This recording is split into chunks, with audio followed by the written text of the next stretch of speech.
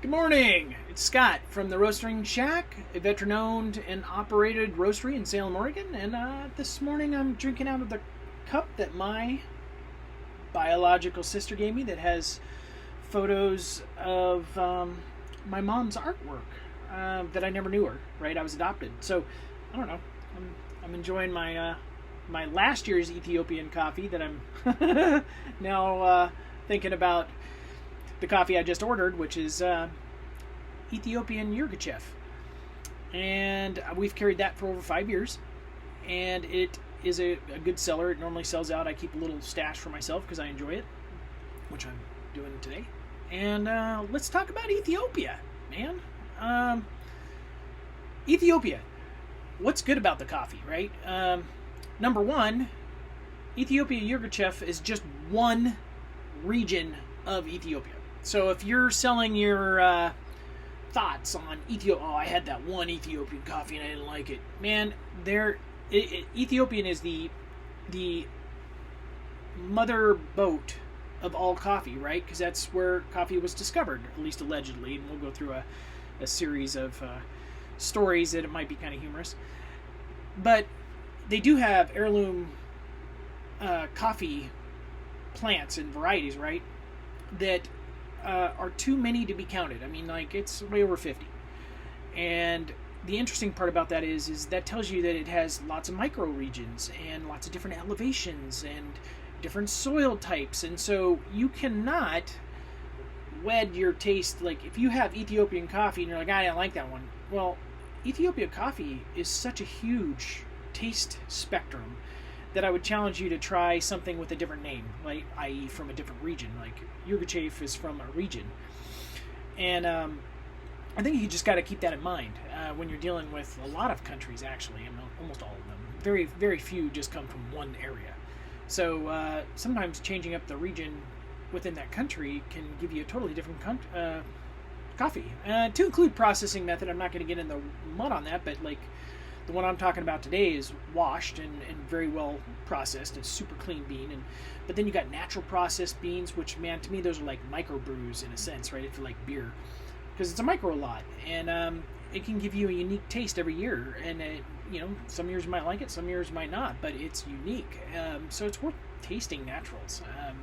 Naturals are harder, though, because the pulp is drying on the actual seed. And then that seed gets roasted with those additional sugars and tastes, that have been embedded in it, and so you end up with a very unique product. Well, anyway, okay, I've squirreled off on a story, but let's talk about Ethiopian Yirgacheffe that I ordered, and it's coming in October. So this is going to be, hypothetically, a clear, smooth, or clean, smooth coffee that's going to have like berry undertones on the tail end of it. It'll be a brighter tasting coffee, and it's going to be a well balanced is what it came across. It had a very high Q cup rating, so I'm excited to carry it again, and let's hope it doesn't disappoint. I don't think it will. As I said, I'm still drinking last year's, and I like it. So let's go into a little bit of history, though. So Yemen, 600 AD, is rumored to be where coffee originated. Unfortunately, Yemen has been, war-torn for so many years, which is sad in of itself. So they really can't get their coffee to port.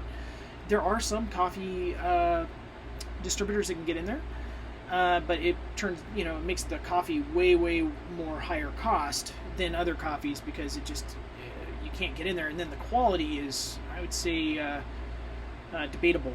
It takes a lot of quality control on the backside, and that means you lose profit, right? So from a roastering perspective, that one's a risk.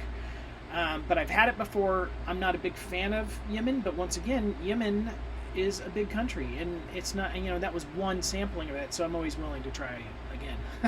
Always. So, but let's talk about the history. We got this guy named Cal D, and Cal D is this goat herder. And he's a young goat herder. So, he's a kid trying to make a name for himself. He just got married. He has his wife. It doesn't really say if he had kids, but let's assume he has kids, right? Because, it's a good story. Anyway, so he's out roving Ethiopia. And he has his goats. and his goats eat everything, because we all know goats like to eat. So the goats start munching on this shrub that ends up being a coffee plant. And, of course, he doesn't stop them because apparently he's, I don't know, a very brave entrepreneur. And anyway, all his goats are eating this thing, and they get hyper, and he's like, wow, there's got to be something to this. So Chaldee being like, well, if the goat didn't die, let me take and eat some of these berries. So he picks the berries, that are ripe, and he chows them down and realizes he has super energy, can't go to sleep, and he's like, man, this is goodness. Goodness. So he brings these berries back in a bowl to his wife, and he tried again. So he's willing to kill his family if he's wrong. I guess the goats didn't die. He didn't die. I mean, we can assume he's not being careless, probably. But then his wife's like, hey, you got to take this over to the monastery. The monasteries, those are the monks at and the residence of the monks are by this lake. I'm gonna name it like Tuma. I don't know, something like that. But anyway, what happens is they bring it over, and he has this bowl, and he's talking to the monks, and he's telling them the story, and they're like, "This is the devil's work," and throws the bowl in or near this fire, according to legend. And of course, it starts roasting the beans, right? And what happens is that the aroma from the roasting and then the popping, and also these magical smells come out, and they're like, whoa, that can't be of the devil. I mean, let's try this. Maybe Chaldee here, this young kid, is not as careless as we thought. We'll risk our lives on his entrepreneurial skills. So they pull it out and say, hey, let's preserve the taste of this wondrous bean. It can't be the devil's work. We're going to put it into hot water to preserve the flavors and taste, to try it tonight when we're doing our devotionals. And so that night, the monks are doing their devotionals, and they start drinking this stuff, and they're like, man, this has to be of God, because, man, we got more done than ever. We kept awake, and we were busting out. God was with us. And so guess what? Also, the coffee beans aren't so bad, right? And so anyway, so good old Chaldee, he's like, hey, it's not the devil's work anymore. I'm a hero. And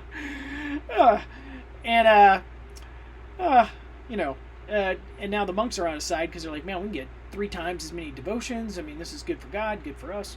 And so then he rolls out. And so then there's some other, if you go into the actual, not legend, but fact-based, is that around 850 AD, which is when this legend appeared, there's actual evidence from monks that they were drinking a very crude version of coffee at that point in time, with these berries. And they derived energy from them. And in fact, Ethiopian warriors would take it to go into battle, to be clear of mind, and give them a little more boost. And so there you have it. There's the history of Ethiopian coffee, as told by an old crusty veteran who's running the roasting shack. Oh, anyway, so it was a cool story, I thought. That being said, let's talk Ethiopian Yirgacheffe. What can you expect from it? It's a high elevation coffee. It's above 6,000 feet, so it's some of the highest regions of Ethiopia that particular regional coffee comes from. It has very good soil consistency, and like I said, I've carried it for 5 years. Like I said, you're not going to be disappointed by the taste of this stuff. I mean, it's amazing, smooth, balanced, and you got a berry aftertaste, right? And this is a year old, so I buy my stuff every year, right? So I cycle through to keep it fresh. And so just think about it.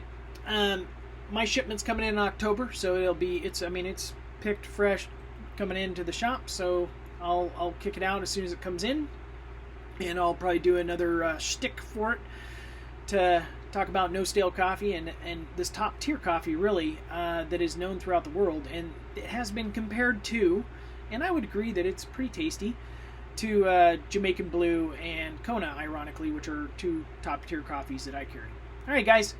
I hope you enjoy my little snidbit on Ethiopia. Enjoy Chaldee, the brave entrepreneur goat herder.